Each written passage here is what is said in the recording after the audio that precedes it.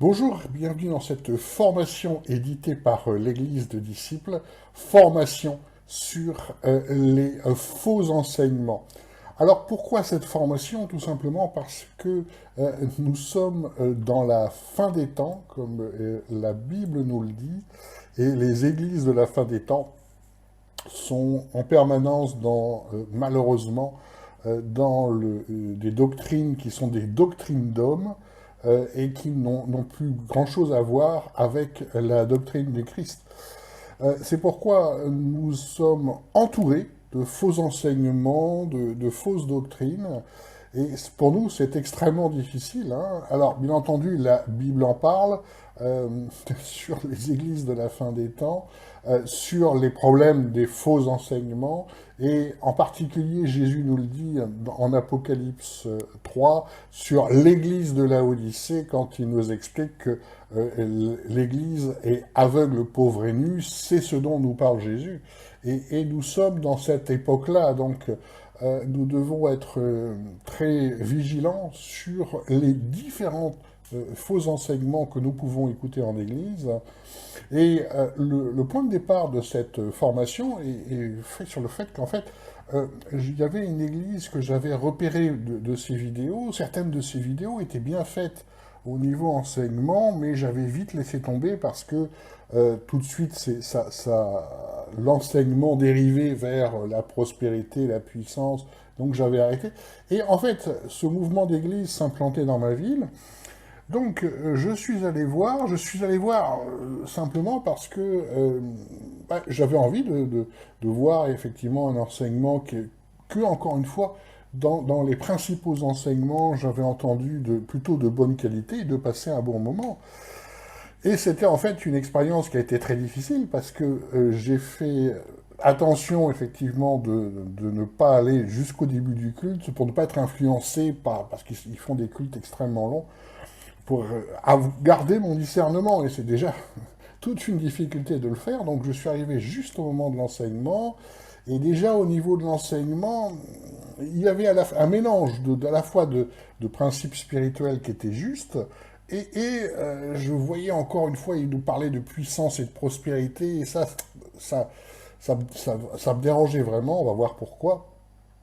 Et juste après, quand ils ont commencé à faire leur pratique habituelle, c'est-à-dire la prière qui est unique et simplement répétée, enfin, je me suis senti vraiment sous une emprise qui ne m'a absolument pas plu. Je suis parti donc le plus vite possible, et j'ai eu même des visions sur une attaque spirituelle du fait justement de cette emprise, qui ne venait pas de Dieu, bien sûr.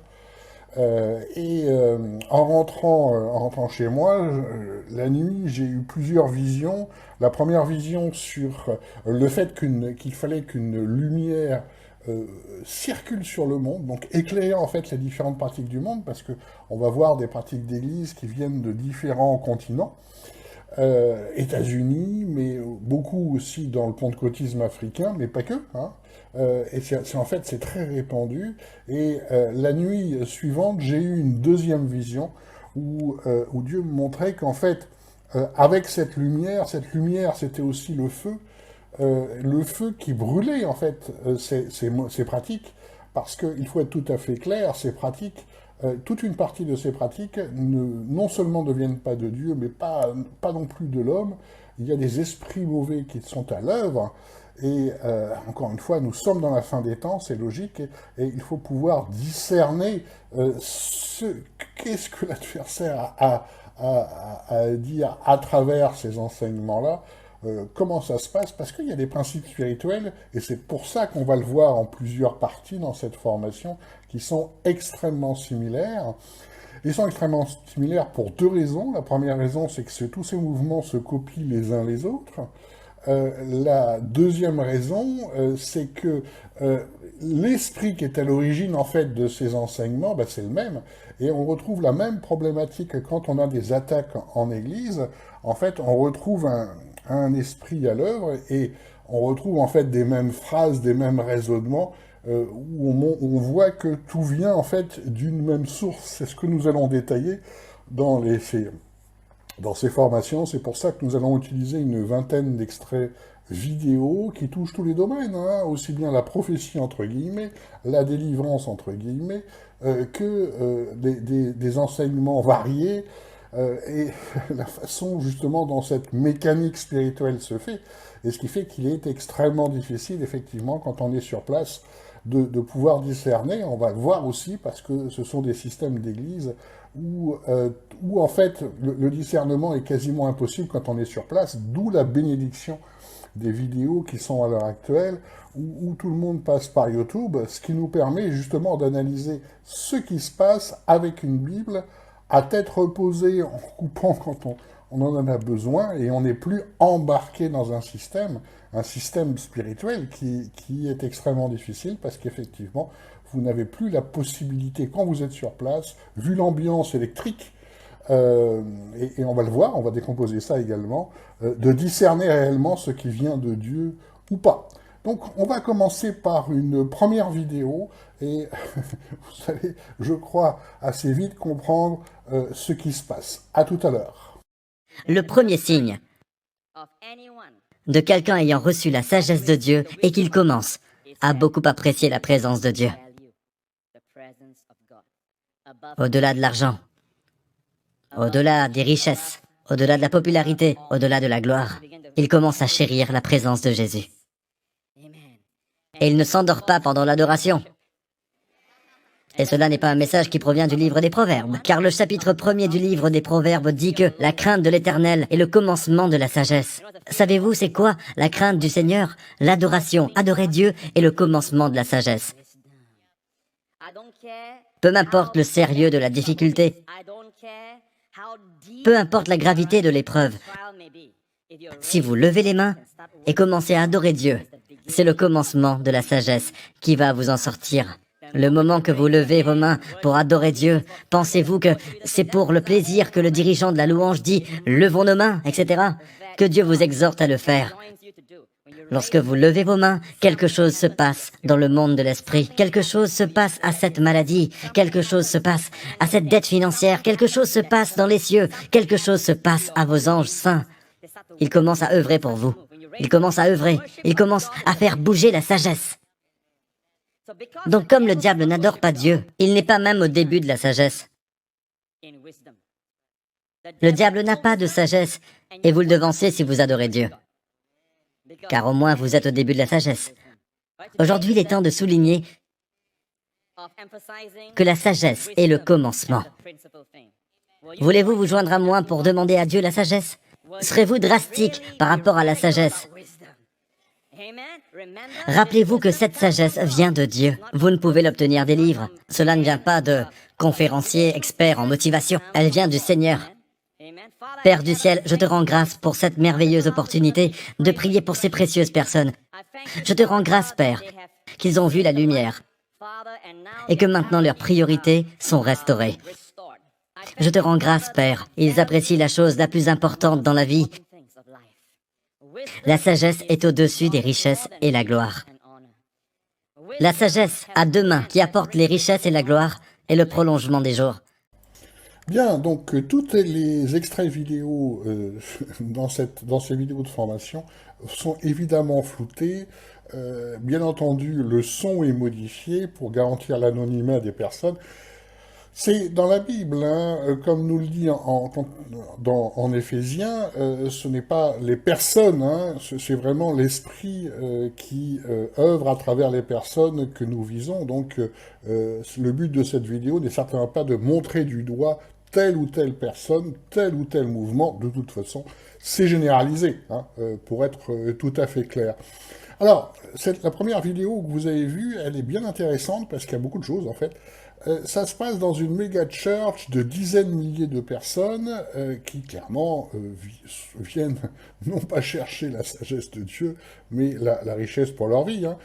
Alors le système est très simple et se retrouve dans énormément de méga church, qu'elles soient nord-américaines, mais le système est exactement équivalent au Brésil, c'est pourquoi les pasteurs évangéliques, comme avec Trump, si vous voulez, sont dans la sphère politique, de puissance, d'argent, etc. Hein. Ce pasteur-là, il est multimillionnaire, bien sûr, et donc le système est très simple. Il est donc la preuve vivante que son système pour accéder à la richesse fonctionne, puisque lui-même est multimillionnaire. Enfin, c'est un peu ça le principe. Donc chacun finit par donner pour accéder à la richesse promise, comme n'importe quel investissement financier. Hein.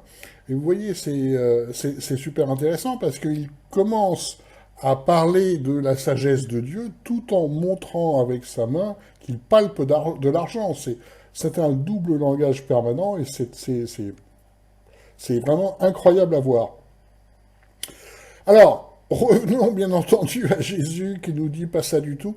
En Matthieu 19, versets 21 à 24, Jésus lui dit, si tu veux être parfait, va, vends ce que tu as et le donne aux pauvres, et tu auras un trésor dans le ciel, puis viens et suis-moi. Mais quand le jeune homme eut entendu cette parole, il s'en alla tout triste, car il avait de grands biens. Mais Jésus dit à ses disciples, en vérité je vous le dis, un riche rentrera difficilement dans le royaume des cieux, et je vous le dis encore, il est plus facile qu'un chameau passe par le trou d'une aiguille, qu'il ne l'est qu'un riche entre dans le royaume des dieux. Donc la richesse est un obstacle à la foi, réellement, et non pas un facilitateur de la foi, comme cette vidéo et les autres le disent clairement. Ça, c'est effectivement très charnel de chercher la richesse. Jésus nous montre l'inverse. Hein. Nous devons chercher la volonté de Dieu et non pas notre intérêt personnel, parce que c'est la meilleure façon de se détourner de Dieu. On peut aussi remarquer une autre chose intéressante dans cette vidéo, l'importance du geste magique. Ça, on va le voir aussi, c'est un des principes spirituels classiques. Il explique que lever les bras déclenche automatiquement l'action des anges. Alors c'est quelque chose qui va se retrouver dans tous ces mouvements-là. Vous allez faire quelque chose qui va déclencher autre chose, ce qu'on appelle l'occultisme dérivé de la Bible. Hein. C'est un raccourci automatique. Et alors, c'est un principe spirituel très important parce qu'effectivement, dans tout ce qui est paganisme, dans tout ce qui est occultisme, dans toutes ces pratiques magiques, la constante, c'est on fait quelque chose, on fait un sacrifice, on fait une incantation, on fait un geste, on fait quelque chose de particulier qui déclenche autre chose. Et vous allez voir que c'est un principe qui va se retrouver dans plusieurs vidéos, tout simplement parce que ça ne vient pas de Dieu. C'est ce qu'on appelle une pratique magique, hein, tout simplement. C'est essayer de détourner une force spirituelle à son avantage. Et on va retrouver très souvent une sorte d'invocation des anges. C'est bien entendu cité à plusieurs endroits dans la Bible, ce problème-là, parce qu'à l'époque, c'était pareil. À l'époque, il y avait ce qu'on appelle dans la Bible les fables juives. Les fables juives, c'est toute l'angiologie mystique, où il fallait déclencher l'action des anges de façon magique, sans passer spécifiquement par Dieu, hein, parce qu'à chaque fois, bien entendu, en cherchant le geste magique, on coupe l'action de Dieu, on essaye de tirer un avantage. Et le principe de l'occultisme dérivé de la Bible, on retrouve d'ailleurs dans tout ce qui est culte païen, et je regardais il y a peu de temps un documentaire sur le vaudou, et il nous expliquait ça. À la base du vaudou, c'est détourner une force spirituelle à son avantage. Et c'est vraiment ça dont on parle. Hein. Vous levez les bras, donc les anges font ça. C'est ce mécanisme-là. Et il faut vraiment repérer ça, parce que c'est une pratique qui montre de quelle origine est l'esprit qui est derrière tout ça. C'est dit aussi dans la Bible, en Colossiens 2,18, que personne ne vous enlève à son gré le prix de la course, c'est-à-dire le salut, sous prétexte d'humilité et par un culte des anges. Voilà, hein, voyez, une interaction spécifique avec les anges, pénétrant dans des choses qu'il n'a point vues, étant follement enflé par ses pensées charnelles.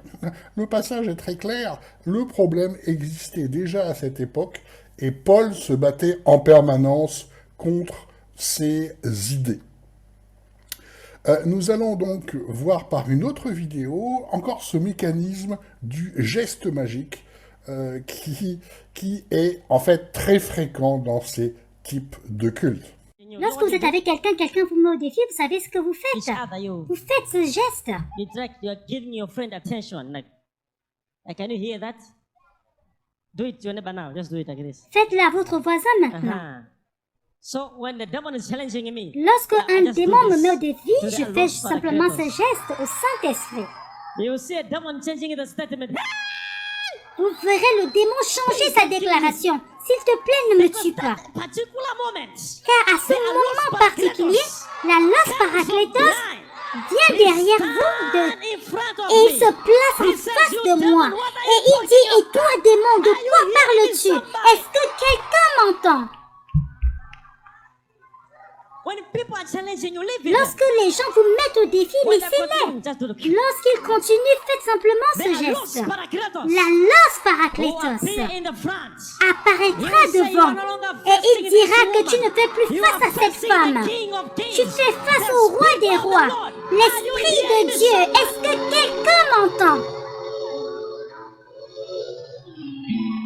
C'est à Los Dis Parakletos. à Los Parakletos.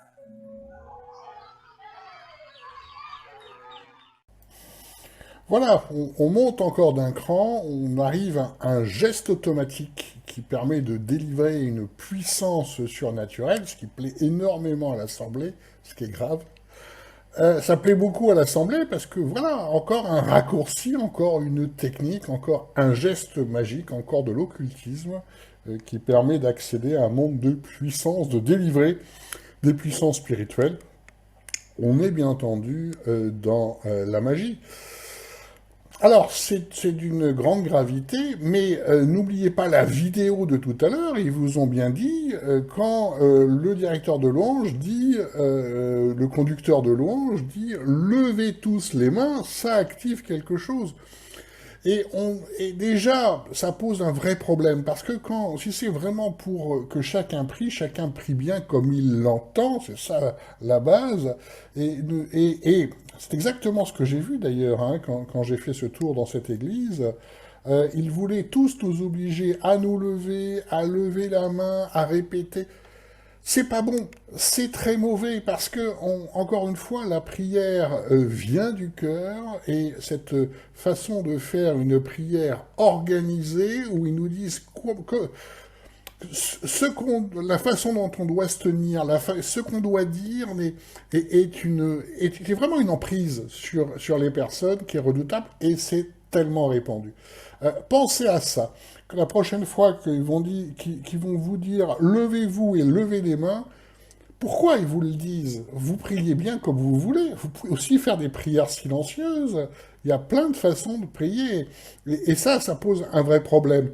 Parce que derrière, il y a en fait ces pensées, hein, de faire des gestes qui déclenchent quelque chose.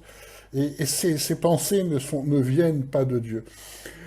Pour résumer la situation des églises actuelles, c'est dit en 2 Timothée 4, versets 3 à 4, « Car il viendra un temps où ils ne supporteront point la saine doctrine, mais ayant une démangeaison d'entendre des choses agréables, vous l'avez vu dans la vidéo, ils sont ravis d'avoir ce geste magique qui déferle la puissance, hein, ils sautent de joie même.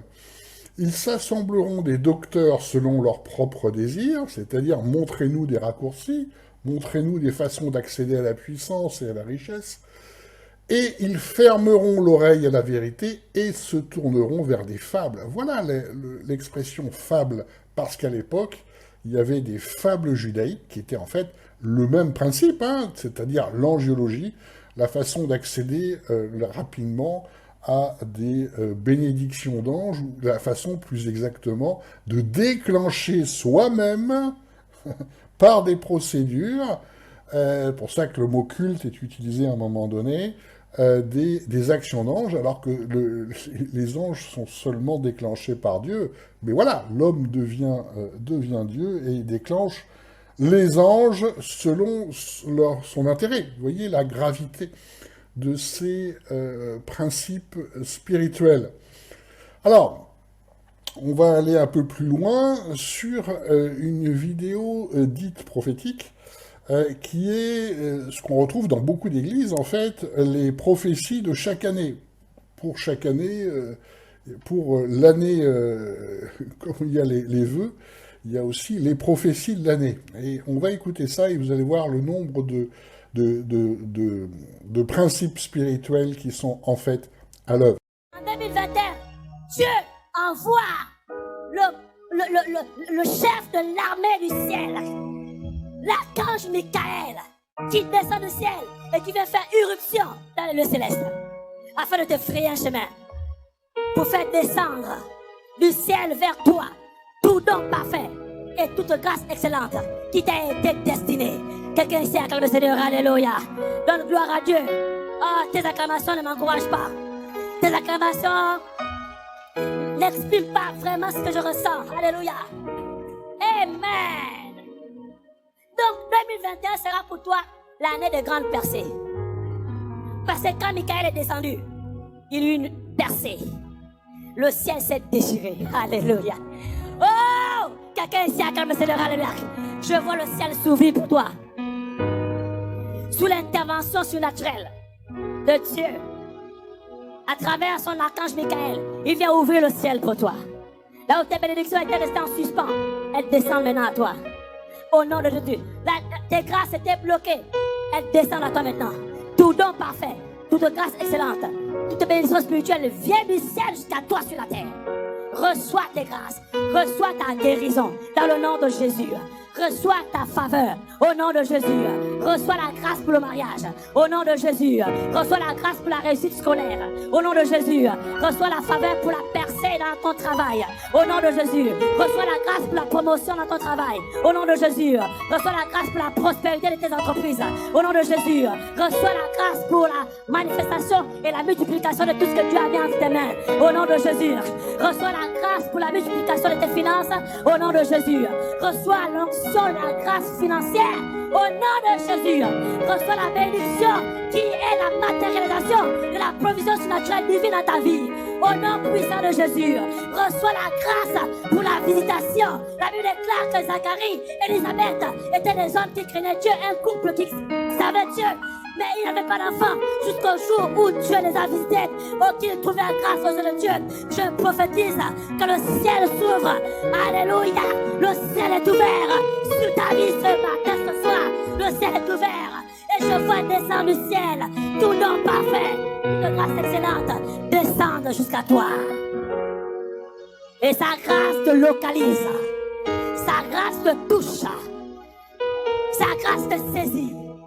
Elle te catapulte, elle te transporte, elle te propulse vers l'accomplissement de ta destinée prophétique. Quelqu'un ici acclame le Seigneur.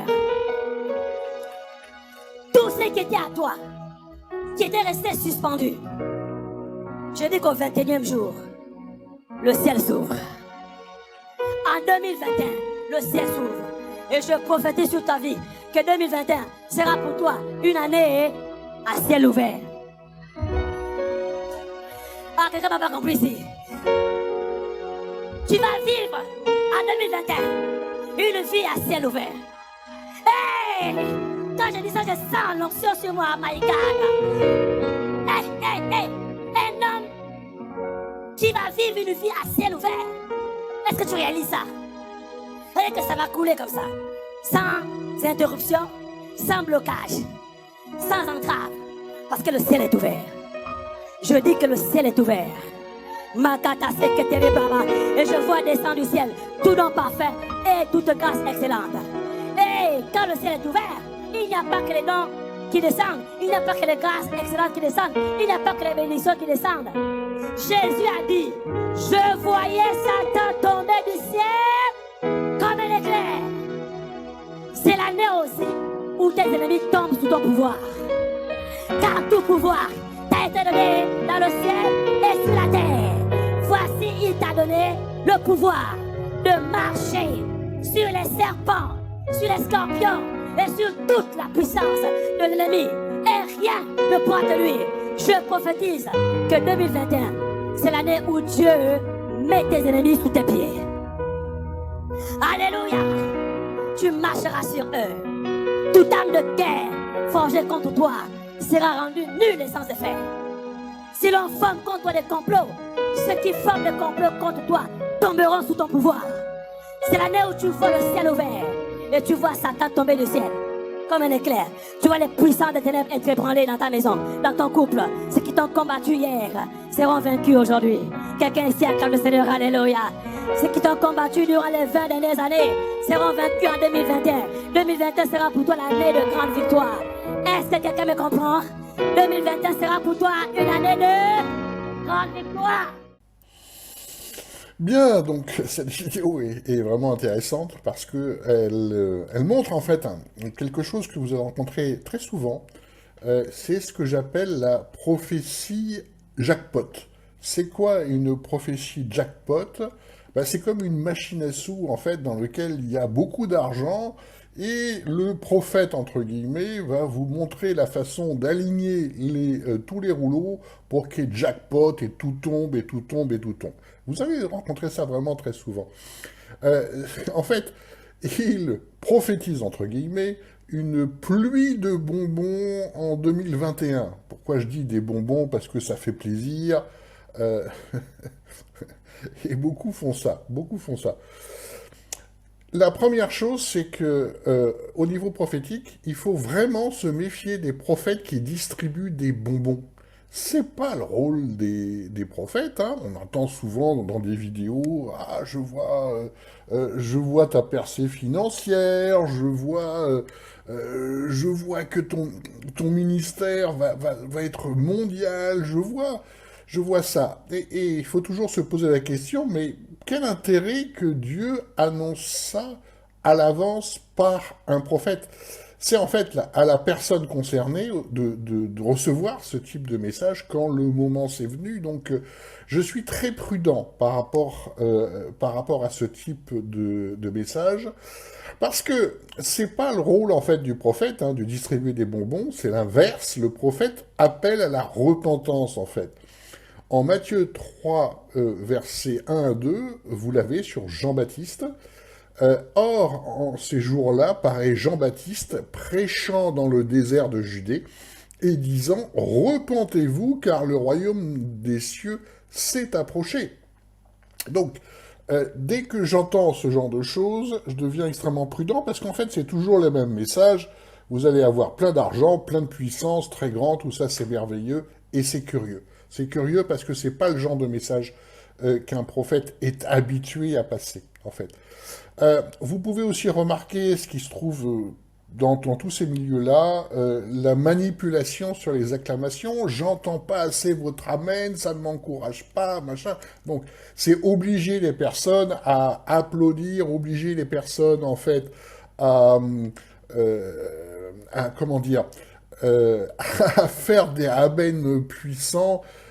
Et le principal intérêt, c'est que ça empêche totalement de discerner, puisqu'en fait, c'est lui qui dit vous ne faites pas un amen assez puissant. Donc, ne réfléchissez même pas, dites amen, et c'est tout. C'est tout ce qu'il vous demande. Hein. De même que le fait d'applaudir pose un problème, parce que c'est pas ça à acclamer, en fait. Hein. Alors, une autre difficulté, c'est que les fameux vœux sur 2021, vœux prophétiques, ce que j'aime bien dans ce milieu, c'est que tout est prophétique. Enfin bref, Dieu ne fait pas de prophétie sur une année. Vous l'avez en fait dans toutes les vidéos de ce type de mouvement d'église, où 2021 en général c'est une année de victoire, une année de puissance, une année de prospérité, en gros. Hein. Mais en fait ça marche pas comme ça. Pourquoi? Parce que Dieu ne s'intéresse pas à une année en particulier, si vous voulez. Je vous prends un exemple qui est biblique, en 1 Samuel 15, 28, et voilà un message que le prophète Samuel dit, et Samuel lui dit « L'Éternel a déchiré aujourd'hui la royauté d'Israël de dessus toi, et il t'a donné à ton prochain qui est meilleur que toi. » Or, quand Dieu dit « aujourd'hui », là, dans ce message, c'est pas le « aujourd'hui » de nous ce qu'on entend, hein. En fait, le aujourd'hui là annonce effectivement annonce David, mais annonce David dans 24 ans. C'est-à-dire que pour Dieu, aujourd'hui égale 24 ans, alors que nous, humains, aujourd'hui, bah, c'est 24 heures. Hein, mais ça n'a rien à voir avec ça. Et c'est un classique dans la formation prophétique de différencier l'échelle de temps de Dieu avec notre temps d'échelle. Hein, c'est différent.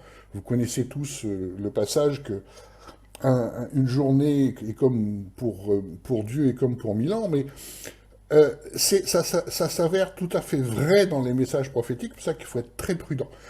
Par exemple, voilà ce qu'on retrouve dans les formations prophétiques de bonne qualité, les vraies en fait, les quelques vrais qu'il y a encore. Quand Dieu dit immédiatement, vous pouvez vous y attendre entre 1 jour et 3 ans, selon justement l'expérience biblique. Quand Dieu dit bientôt, c'est entre 1 à 10 ans. Et quand Dieu dit maintenant, c'est entre 1 à 40 ans, vous voyez.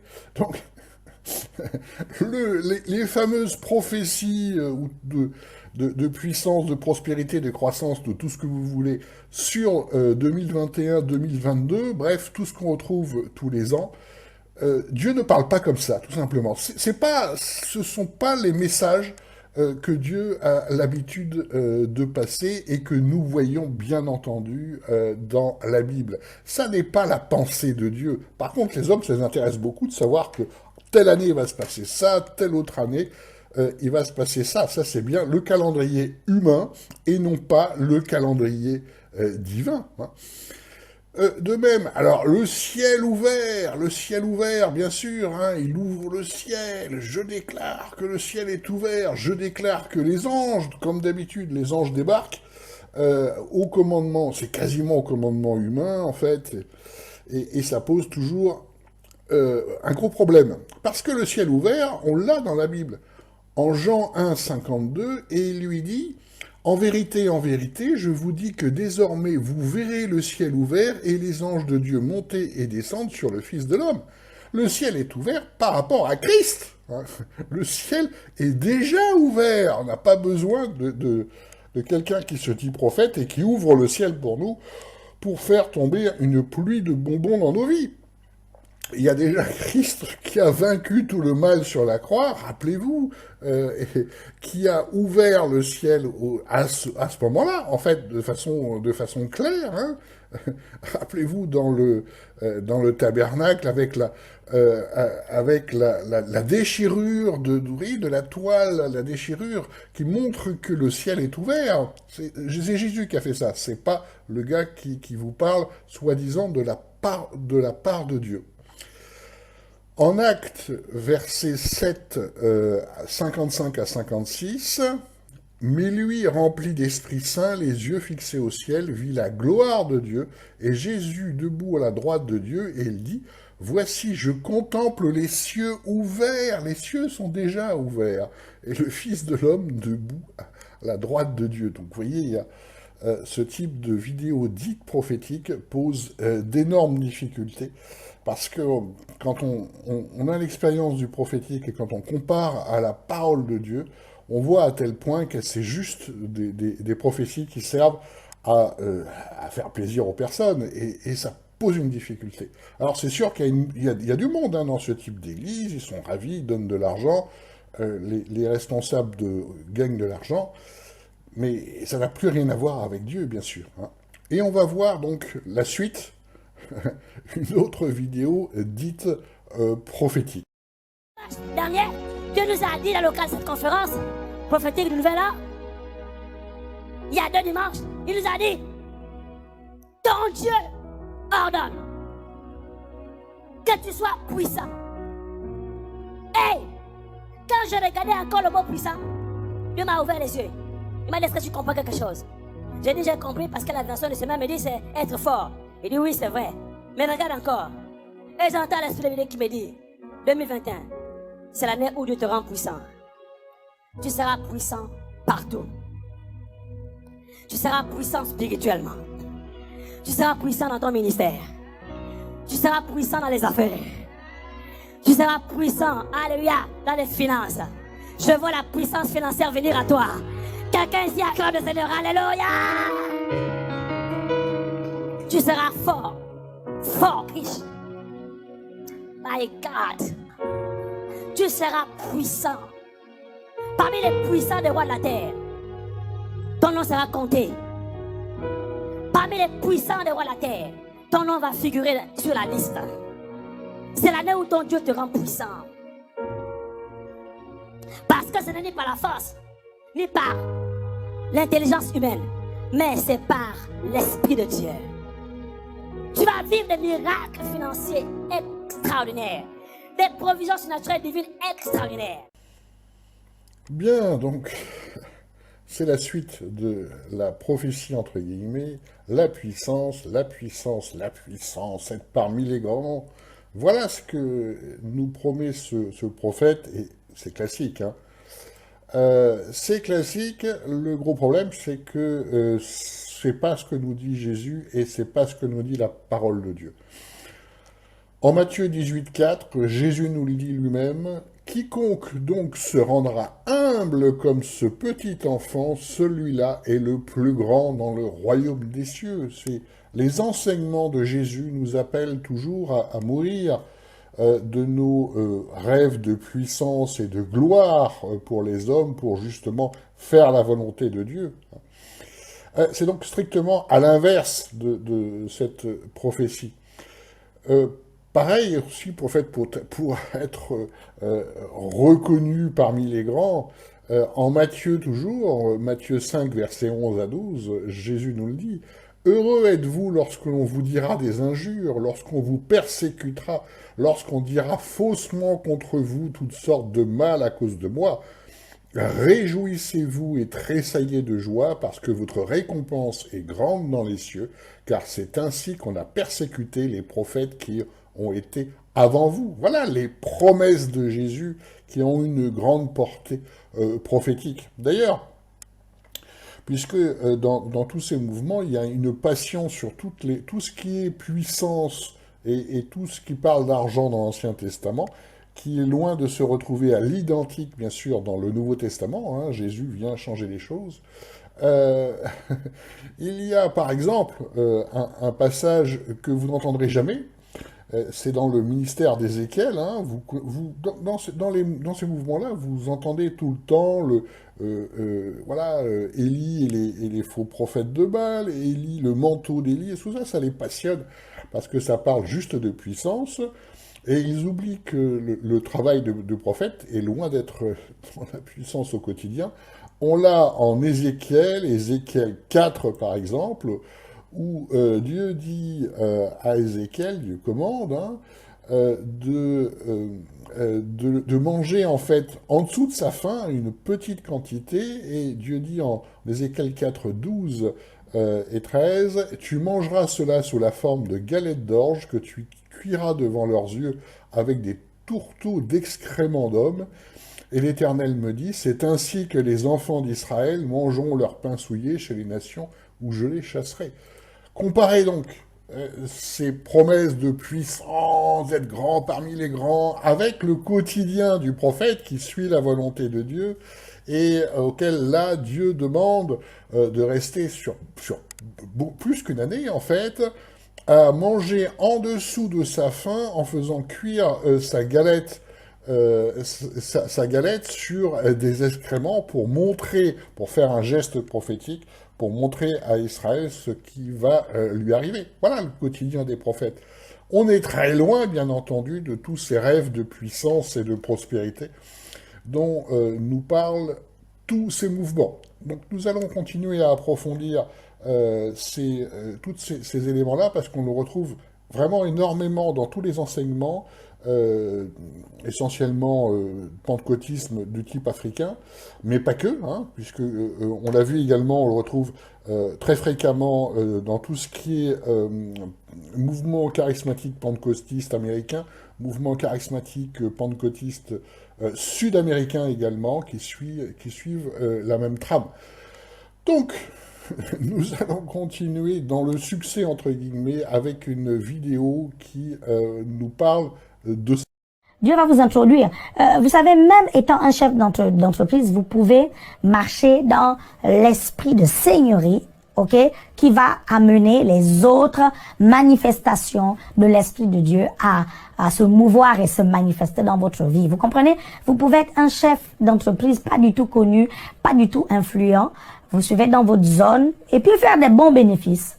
Mais il y a chefs d'entreprise et chefs d'entreprise. Il y a des chefs d'entreprise qui sont tellement influents que même les mairies les consultent avant de prendre des décisions. Vous comprenez? Et Dieu veut vous amener à cette dimension-là. Je vois ton entreprise avoir tellement de l'impact dans la ville que même le maire te convoque à des réunions pour prendre des décisions importantes sur la ville. Alléluia, gloire au Seigneur pour l'onction de Dieu. Bien, donc la suite des promesses. Alors, celui qui parle se présente non pas en tant que prophète, mais en tant qu'apôtre. Je dis bien apôtre entre guillemets, parce que la caractéristique d'un apôtre, c'est l'autorité et la justesse de son enseignement, qu'on retrouve bien sûr pas du tout ici. Alors, être connu, être puissant, avoir du succès, ça pose évidemment beaucoup de problèmes, parce que la Bible nous parle de l'inverse de ça, être reconnu par les puissants, le maire de la ville, tout ça est extraordinaire. Ça passionne les hommes, hein, c'est sûr que ça remplit les églises, ça permet de recueillir des grosses offrandes en disant, voyez, donnez, donnez, vous verrez, vous aurez toutes les bénédictions, on va vous libérer toute la puissance financière, et c'est vrai que ça permet de gagner beaucoup d'argent. Évidemment, c'est strictement l'inverse de la parole de Dieu. On l'a en 1 Corinthiens 3, versets 18 à 21, que personne ne salue soi-même. Si quelqu'un d'entre vous pense être sage en ce siècle, qu'il devienne fou afin de devenir sage. Car la sagesse de ce monde est folie devant Dieu. Donc celui qui pense être suffisamment sage, tellement sage que le maire va écouter ce qu'il a à dire, en fait, la parole de Dieu nous invite à être extrêmement méfiants par rapport à ça. Aussi est-il écrit, c'est lui qui surprend les sages dans leur finesse, et encore, le Seigneur connaît les pensées des sages, il sait qu'elles sont vaines. Et regardez bien cette phrase, ainsi que personne ne mette sa gloire dans les hommes, car toutes choses sont à vous. Personne ne mette sa gloire dans les hommes. Jésus ne mettait absolument pas dans sa gloire, évidemment, à être avec les puissants. Au contraire, il allait vers les prostituées, il allait vers ceux qui étaient mis à part de la société. Et Paul, c'est pareil. En Colossiens 2,18, nous avons « Prenez garde que personne ne vous séduise par la philosophie et par une vaine tromperie, selon la tradition des hommes. » Oui, bien sûr, tous les hommes veulent être reconnus par des puissants de ce monde, mais Dieu nous invite à ne pas le faire. Selon la tradition des hommes et selon les éléments du monde, et non selon Christ, il y a une totale opposition, effectivement, par rapport à ça. On l'a également en Luc 2, versets 22 à 25, et c'est Jésus qui parle, il faut que le Fils de l'homme souffre beaucoup et qu'il soit rejeté par les anciens, les principaux sacrificateurs et les scribes, et qu'il soit mis à mort et qu'il ressuscite le 3e jour. Et il disait à tous, si quelqu'un veut venir après moi, qu'il renonce à lui-même et qu'il prenne sa croix chaque jour et qu'il me suive. Car quiconque voudra sauver sa vie la perdra, mais quiconque perdra sa vie à cause de moi, celui-là la sauvera. Car à que sert-il à un homme de gagner le monde entier, exactement ce que nous promet cet apôtre, entre guillemets, et de se perdre ou de se ruiner soi-même.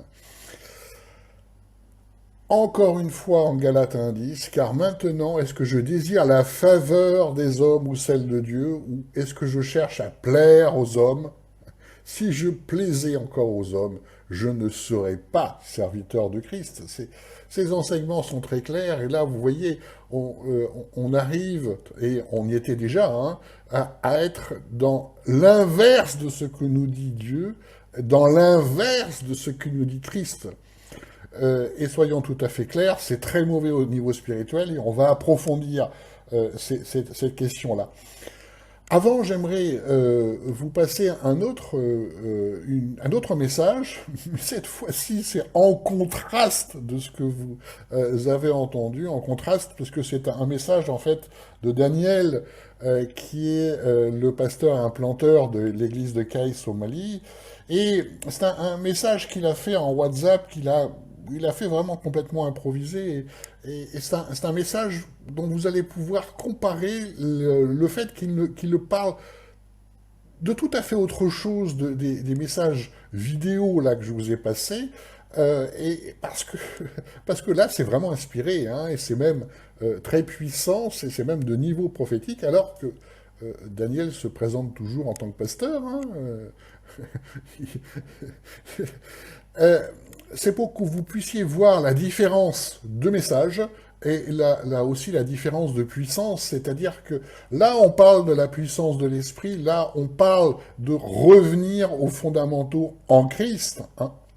Donc, je vous retrouve d'ici quelques minutes après le message de Daniel. Vous allez voir, ça démarre dans la simplicité, puisque Daniel, en plus de son activité de pasteur, est également vétérinaire, c'est-à-dire que c'est drôle par rapport à la vidéo précédente, où les puissants qu'il voit, bah, ce sont simplement les éleveurs autour de lui, les éleveurs de poulets, les éleveurs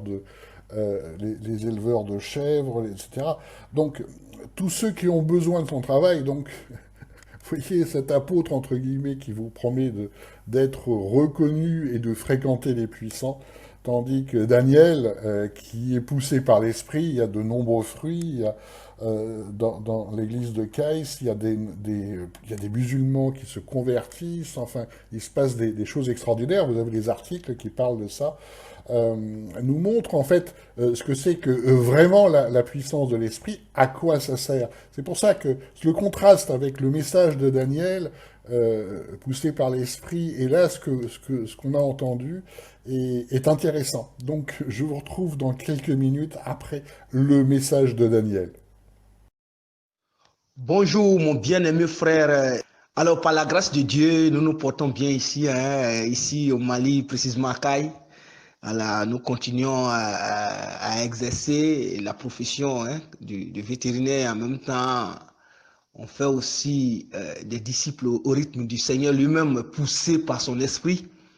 Alors, et petit à petit, on remercie le Seigneur pour ce qu'il est en train de faire dans la vie des gens ici, en les formant pour que ces personnes-là soient des véritables disciples du Seigneur.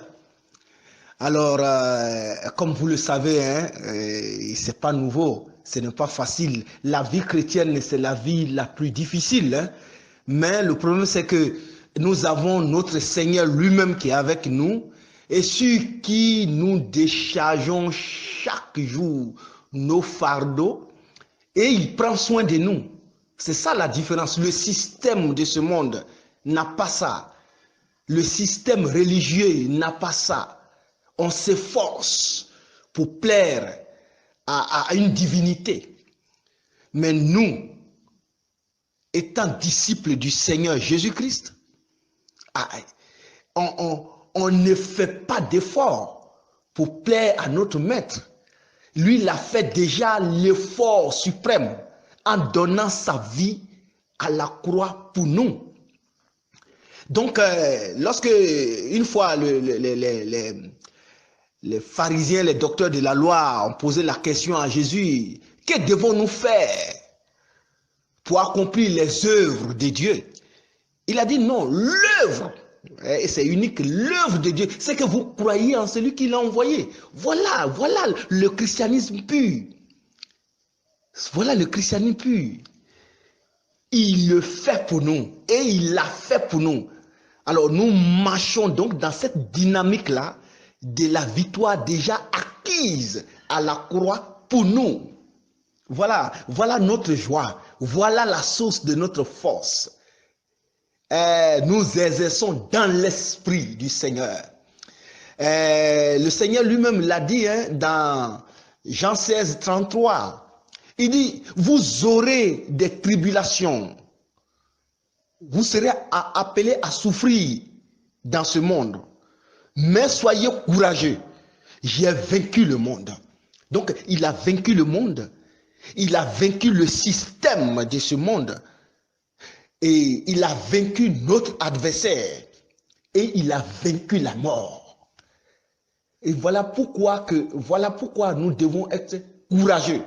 Et le Seigneur dit, soyez courageux aux disciples. Il ne dit pas soyez courageux à n'importe qui, mais aux disciples que lui-même il a formés.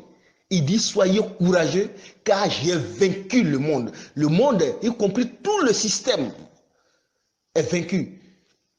Seulement, le problème, c'est que nous ne faisons pas très attention à cela. On est tellement pris, on a tellement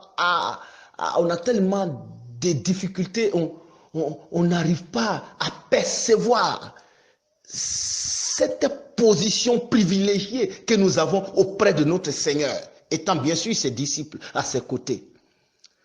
Voilà. Et ceux qui ont compris ça, ils ne sont pas nombreux. Beaucoup n'arrivent pas à supporter cette façon de vivre. Et ils vont vers le système religieux. Et ils vont vers le chemin large.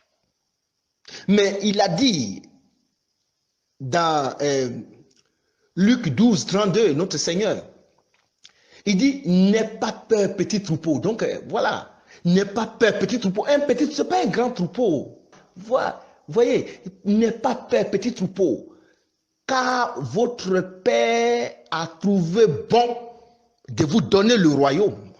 Il nous a donné, c'est un acquis, mais ce n'est pas un grand nombre. Petit troupeau, car votre Père a jugé bon de vous donner le royaume. Donc, n'ayez pas peur. On n'a pas peur de l'ennemi, on n'a pas peur du monde, on n'a pas peur de son système, on n'a pas aussi peur de la chair. Parce que cette chair que nous avons a été déjà crucifiée à la croix. Donc, on n'a rien à craindre là. De tous côtés, nous sommes libres. Et si le Fils nous a franchis, alors nous sommes réellement libres. Voilà, donc c'est dans cette dynamique-là, bien-aimés frères, alors que nous marchons. Donc, et l'apôtre Jean l'a dit dans 1 Jean, chapitre 4, verset 17. Tel qu'il est, tel nous sommes. Nous sommes la version originale de notre maître. Et nous démontrons cette vie-là, des disciples-là, qui est le style de vie du royaume de Dieu. Donc c'est tel qu'il est, tel que nous sommes. Donc c'est ça, c'est une question de choix, une question de position et une question d'identité pour notre maître. Et c'est pour cela que faire des disciples implique beaucoup de choses. Dans un premier temps, être nous-mêmes disciples du Seigneur et former d'autres disciples du Seigneur. Voilà. C'est-à-dire, la formation des disciples là doit nous amener à ce que Christ, Jésus-Christ, soit formé dans les gens. Dans Galates 4, 19, c'est dit. Jusqu'à ce que mes enfants, pour qui j'éprouve de nouveau les douleurs de l'enfantement, jusqu'à ce que Christ soit formé en vous. Donc le processus de faire des disciples, c'est ça, jusqu'à ce que Christ soit formé dans des gens. Et le Seigneur a passé 3 ans et demi à former que 12. Et finalement, il restait 11. Ça prend du temps. On n'est pas là maintenant pour des nombres, l'effectif, non, mais de la qualité du disciple. Voilà. S'il y a 2 ou 3 en qui Christ est réellement formé, mais l'Église est basée sur un fondement sûr. Et voilà pourquoi nous sommes en train de travailler dans cette optique-là, cette vision-là, conduise dans son esprit et qu'il vous accompagne en toutes choses et qu'il pourvoie à tous vos besoins. Soyez bénis et que la grâce du Seigneur demeure pleinement sur vous tous. Et comme le serviteur David l'a dit, lorsque nous tournons nos regards vers le Seigneur, on est rayonnant de joie et le visage ne se couvre point de honte. Voilà ce verset que j'aimerais vous laisser. Soyez bénis et à très bientôt. Maintenant que nous avons vu le contraste entre le message de Daniel, par exemple, et les messages précédents, vous voyez qu'on ne parle pas du tout de la même chose. Et nous avons vu qu'en comparant en fait ces différents prophéties, messages, ce que vous voulez, par rapport à la Bible, nous tombons souvent sur l'inverse de ce que dit Jésus. Voilà les mécanismes spirituels auxquels nous devons faire très attention. Parce que dans les vidéos suivantes, nous allons approfondir ces questions-là. Mais enfin, quel est l'esprit qui est derrière ces messages, si ce n'est pas Jésus? Et ils vont, dans ces vidéos, ils vont vous parler d'une onction Mimshak. Alors Mimshak, ça s'écrit M-I-M-S-H-A-K.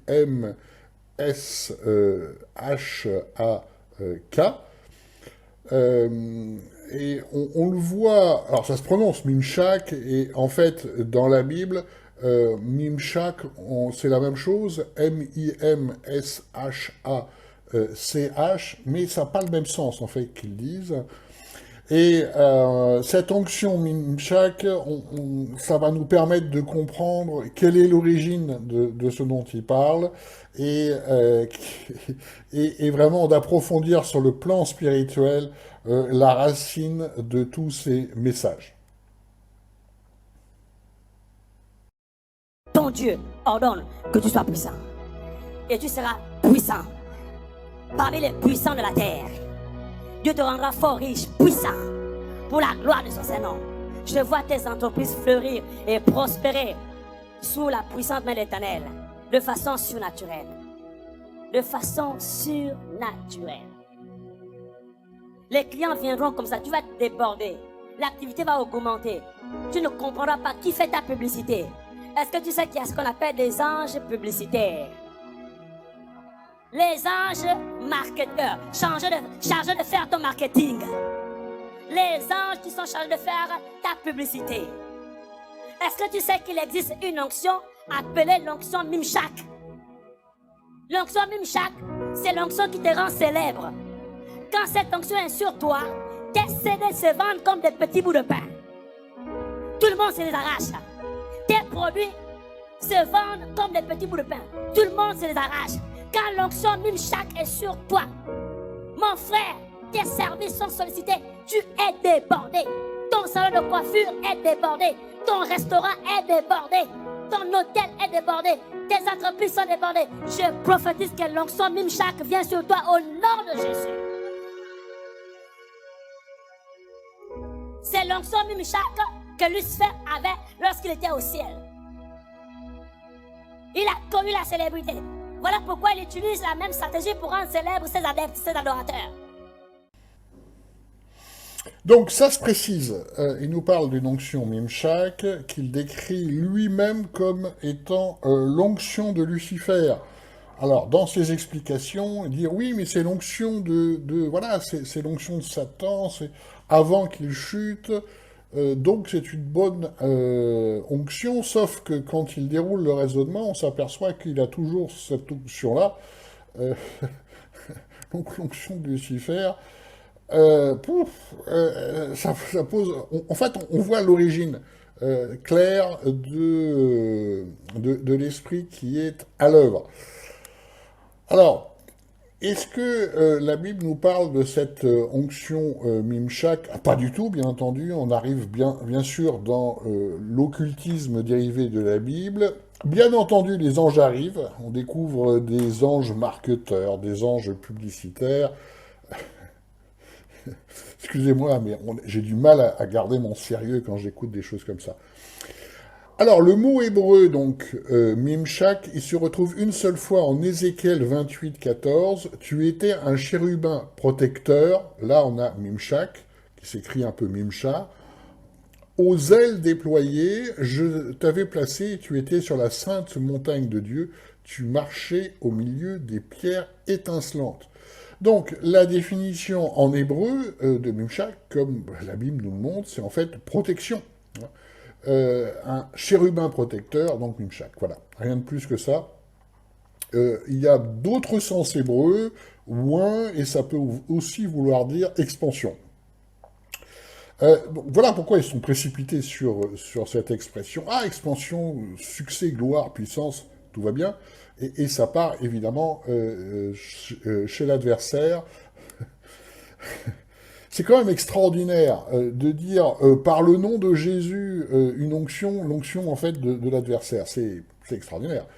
C'est extraordinaire, mais ça passe, hein. Ça passe tout à fait en Église, il n'y a aucun problème, hein. Et on va voir pourquoi ça passe, justement. Donc, voyons ce que nous dit la parole de Dieu en Matthieu 4, versets 1 à 11, le fameux passage de la tentation de Jésus dans le désert, et on va retrouver, bien entendu, les promesses de l'adversaire, les promesses de Satan. Alors Jésus fut emmené dans le désert par l'Esprit pour être tenté par le diable, et ayant jeûné 40 jours et 40 nuits, après cela il eut faim. Et le tentateur s'étant approché, lui dit, « Si tu es fils de Dieu, dis que ces pierres deviennent des pains. » Voilà, fais des miracles, transforme selon ta volonté, et non pas celle de Dieu. Mais lui répondant, dit, « Il est écrit, ce n'est pas de pain seulement que l'homme vivra, mais de toute parole qui sort de la bouche de Dieu. » Alors le diable le transporte dans la ville sainte et le met sur l'île du Saint-Lieu et lui dit, « Si tu es fils de Dieu, jette-toi en bas, car il est écrit, il donnera à ses anges des ordres à ton sujet. » Voilà encore l'utilisation magique des anges. « Et ils te porteront sur leurs mains, de peur que tu ne heurtes ton pied contre une pierre. » Et Jésus lui dit, il est encore écrit, « Tu ne tenteras point le Seigneur ton Dieu. » Et le diable le transporte encore sur une montagne fort haute et lui montre tous les royaumes de Dieu et leur gloire et lui dit « Je te donnerai toutes ces choses et si tu prosternant tu m'adores. » Alors Jésus lui dit « Va-t'en Satan, car il est écrit « Tu adoreras le Seigneur ton Dieu, tu te serviras de lui seul. » Alors le diable le laisse et voici des anges s'approchèrent et ils le servaient. Donc on retrouve en fait toutes ces idées-là, hein, utilise les forces spirituelles pour que les pierres deviennent des pains, pour que ton commerce devienne florissant. Voilà, utilise les anges hein, parce que ça va t'arranger. Et dans la vidéo, on le voit, les anges qui font la publicité du magasin, les anges marketeurs, et l'impact des anges est partout, en fait, la volonté d'influencer les anges est partout. Et à la fin, bien sûr, la gloire sur la montagne, et tu auras la gloire, tu seras reconnu par les hommes. Tout ça, ce sont d'authentiques promesses de Satan, et ça devient donc de plus en plus clair, le tenant et les aboutissants de ces enseignements. Mais nous allons continuer pour approfondir cette fameuse onction Mimshak. Tu peux te connecter maintenant à la grâce de cet enseignement en faisant ton offrande. Si tu ne peux pas le faire par PayPal, tu peux le faire par virement postal. Et dis-nous que tu veux faire un don d'une autre façon et on va prier pour toi.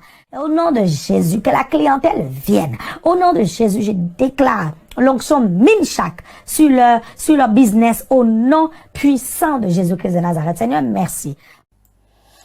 Donc, voici la suite de cette onction Mimshak. Et vous voyez un mécanisme très classique dans tous ces mouvements d'église, c'est le donnant-donnant. C'est-à-dire que vous donnez une offrande, puis ils vont prier pour vous, puis vous aurez des bénédictions. Ça, c'est vraiment une logique de donnant-donnant qu'on retrouve énormément dans le pentecôtisme africain, puisque c'est le mouvement que je connais le mieux, j'ai le plus de témoignages. Nous sommes effectivement très implantés en Afrique. Et beaucoup me disent, hein, en fait, à partir du moment où vous avez une offrande, ils vous promettent en fait une bénédiction particulière, et c'est à ce moment-là qu'ils prient pour vous. Enfin, il y a tout un business autour de ça, de cette logique de donnant-donnant. C'est dramatique, hein, c'est dramatique parce que, effectivement, vous n'avez pas besoin d'eux. Si vraiment vous participez financièrement à une œuvre de Dieu, alors à une vraie œuvre de Dieu, hein, pas ce que nous avons vu, une œuvre qui fait authentiquement la volonté de Dieu, où vous participiez effectivement, que vous souteniez financièrement des personnes qui en ont besoin. Je vous rappelle que la Bible nous parle, Jésus nous parle en permanence des orphelins, des veuves, nous parle de ceux qui sont malades, de ceux qui sont en difficulté, tandis que ces mouvements-là, on parle pas du tout. Hein. Ils parlent surtout de puissance et du fait de leur donner des dons. On va retrouver dans la parole de Dieu, effectivement, cette promesse-là, je pense notamment dans le Nouveau Testament, en 2 Corinthiens 9, versets 6 à 9. Alors, un aparté, vous voyez que dans toute cette formation, nous allons scruter essentiellement le Nouveau Testament. Pourquoi? Pour contrebalancer tous ces mouvements qui puisent allègrement dans l'Ancien Testament des principes, en fait, qui ne sont pas spécifiquement valables dans le Nouveau Testament, et c'est aussi une technique que l'on verra pour comment justement être très prudent par rapport au fait d'enseigner exclusivement dans l'Ancien Testament, alors que c'est véritablement le Nouveau Testament qui doit nous montrer la volonté de Jésus. En 2 Corinthiens 9, donc 6 à 9, « Or voici ce que je dis, celui qui sème peu moissonnera peu, et celui qui sème abondamment moissonnera abondamment. » Si vous êtes dans ces milieux-là, vous l'avez entendu 20 fois. Sauf que l'explication qui est donnée derrière n'est rarement la bonne. « Que chacun donne selon qu'il a résolu en son cœur, non avec tristesse ni par contrainte, car Dieu aime celui qui donne joyeusement. » Donc les gens, on peut s'arrêter. Le fait de faire du donnant-donnant est une contrainte et contraire donc à l'esprit à travers ce texte, puisque en fait vous donnez pour avoir un avantage particulier. Ça n'a rien à voir avec l'amour de Dieu, ça n'a rien à voir avec la volonté de voir le royaume de Dieu qui progresse. Dieu est puissant pour vous combler de toute grâce, afin qu'ayant toujours en toute chose tout ce qui vous est nécessaire, vous abondiez en toute bonne œuvre. Vous voyez, c'est une promesse. Donc, quand Dieu fait une promesse, vous n'avez pas besoin de personnes qui rajoutent des prières par-dessus. Dieu, il n'oublie pas, hein, mais il regarde dans votre cœur, il regarde sur votre chemin pour voir si votre chemin est bien le bon chemin, si votre cœur est pur. Et quand vous rentrez dans ce système de donnant-donnant, vous n'êtes plus dans un système de cœur pur, donc ne vous attendez pas à grand-chose derrière. On l'a aussi en 2 Pierre, versets 1, 3 à 4. « Puisque sa divine puissance nous a fait don de tout ce qui contribue à la vie et à la piété par la connaissance de celui qui nous a appelés par sa gloire et par sa vertu, par lequel nous ont été données les précieuses et très grandes promesses, afin que par leurs moyens vous deveniez participants de la nature divine en fuyant la corruption qui est dans le monde par la convoitise. » Et vous voyez que la motivation sur laquelle s'appuient tous ces mouvements d'église, hein, c'est la convoitise. C'est la convoitise. Et au contraire, nous devons fuir réellement la convoitise, abandonner ces idées-là, pour faire la volonté de Dieu. Je vous ramène à la vidéo de Daniel, le message de Daniel de tout à l'heure, qui nous rappelle aussi les promesses de Jésus, mais il est vrai, hein, du coup, par rapport à tout ce que l'on voit dans ces vidéos.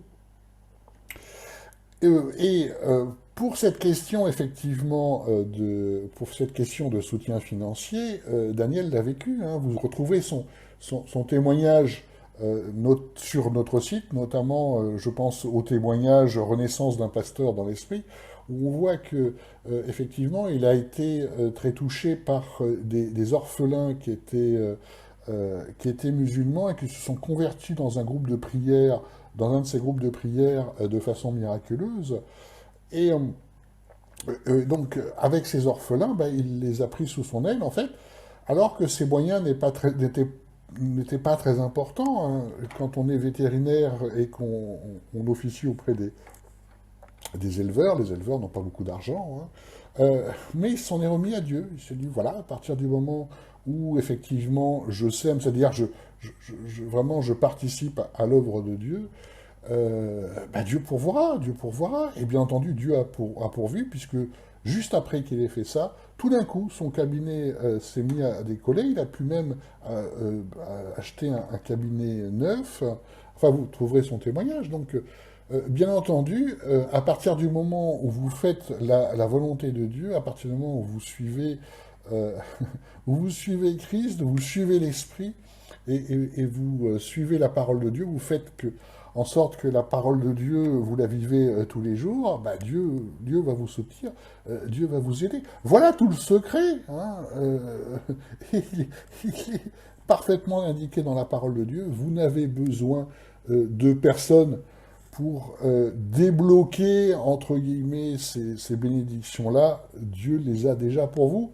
à partir du moment, et toute la condition est là, que vous deveniez vraiment disciple de Christ, c'est-à-dire que vous abandonniez justement toutes ces idées humaines pour vous consacrer véritablement à suivre les pas de Christ, à être conduit par l'Esprit et à vous plonger dans la parole de Dieu pour le renouvellement de vos pensées.